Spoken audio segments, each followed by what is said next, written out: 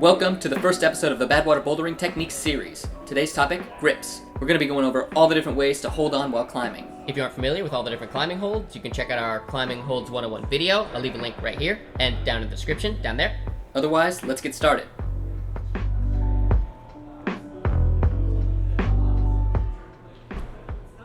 Climbing is a war with gravity. Every hold on every climb can be different, and there are many ways of applying force. The important factors in determining how to apply force are the position of the hold and the direction it's facing relative to you. First, we're going to go over the 5 grip types that depend on hold position: GASTON, Sidepull, Undercling, Press, and MANTLE. If the hold is positioned facing outwards, away from you, implement a Sidepull technique. This means pulling inward on the sideways hold, thumb facing up in order to move upwards. When the hold is facing in, towards you, implement the GASTON technique. This means pulling outwards on the hold, thumb facing down in order to move upwards. If you notice on the side pull in GASTON, force is being applied in the opposite direction the hold is facing. Makes sense, right? When the hold is facing down, you will likely use the undercling technique. This means pulling upward on the hold from above in order to move upwards.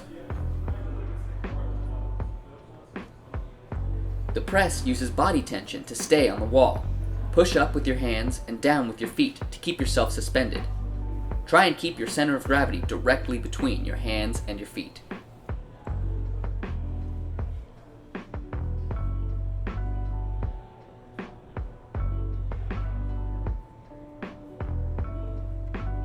When the hold is facing up, then the technique depends on the location of the hold relative to you. If the hold is below you, then a mantle might be the best technique to use. Mantling is using downward force on a hold with your hands, usually your palm. If you see a big hold that's below you, try mantling on it. But of all the hold positions, the most common is when a hold is above you, facing up. In this case, you'll simply pull straight down on the hold.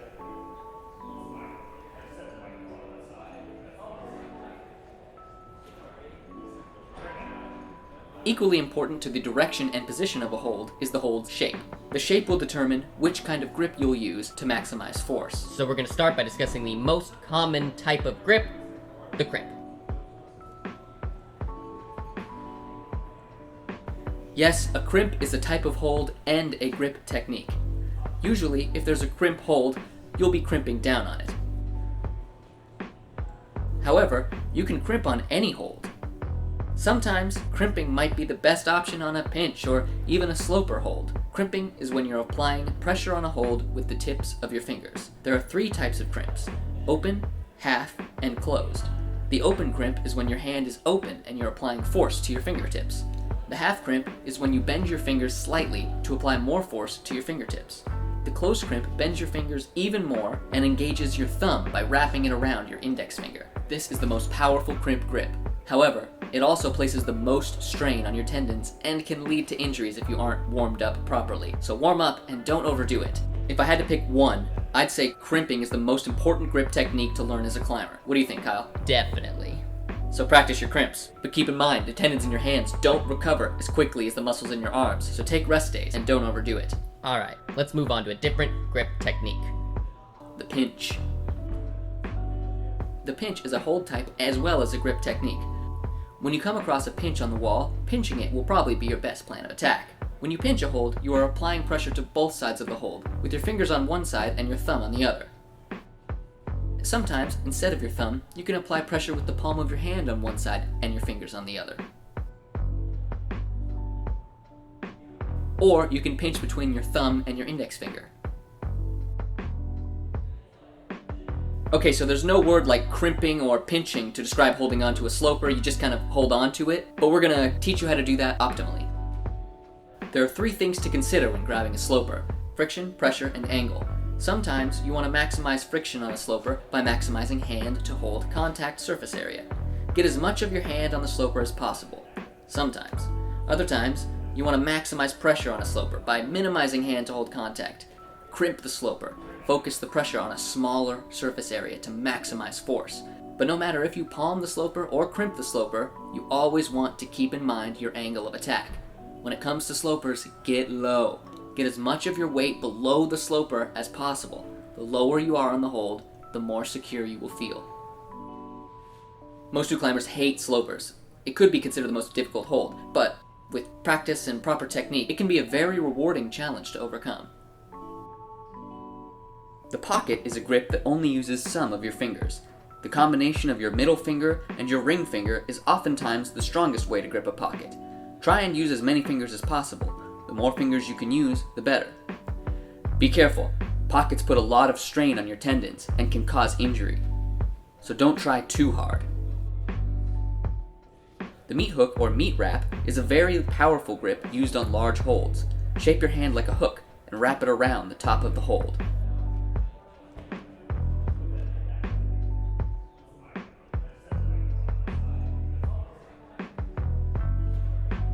Your thumb is strong, and you want to engage it as often as possible. Instead of pinching or closed crimping, try and find a thumb catch. A thumb catch is wrapping your thumb around part of the hold. It's very useful, and can make a bad hold suddenly feel good. All it takes is the thumb.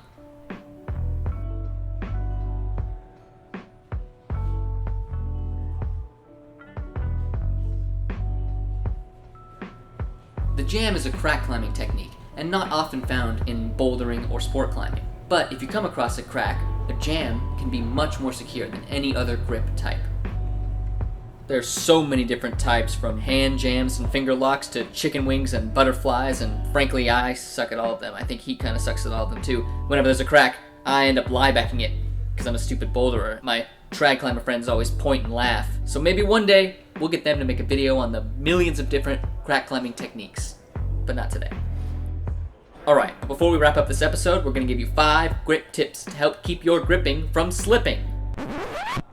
Is that good? Is that a good line? I came up with that. Tip 1. Don't overgrip.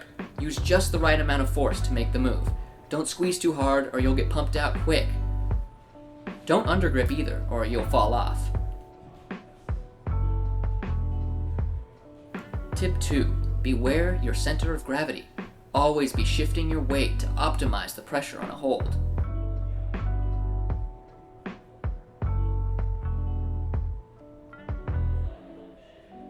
Tip 3.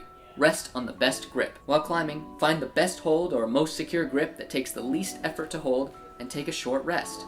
Breathe, shake out the hand you're not using, chalk up, and then keep moving. Tip 4. Engage all 5 fingers. Try and use every one of your fingers while climbing, including your thumb. The more fingers you're engaging, the more strength and power you'll have at your disposal. Tip 5. Combining techniques. Any and all of the techniques in this video can be combined on a single move. You might have to close crimp on a GASTON sloper, or thumb catch your half crimp on an Undercling Sidepull. Get creative. Use your imagination to find the beta that works for you. There are no wrong answers.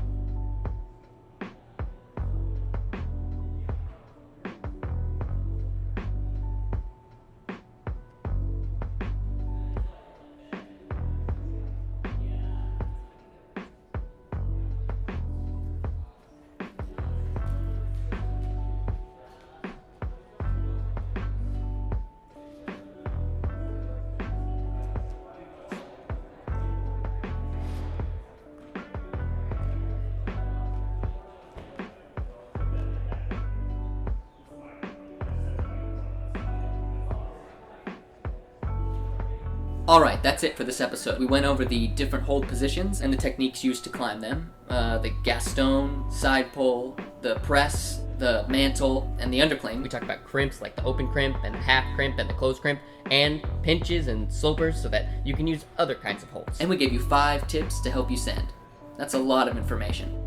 And the best way for you to learn it is to just go climbing. But first, like and subscribe to the channel so you can get more videos and then technique videos, badwater bouldering technique videos coming out soon. We got footwork videos, movement videos, we got all sorts of stuff.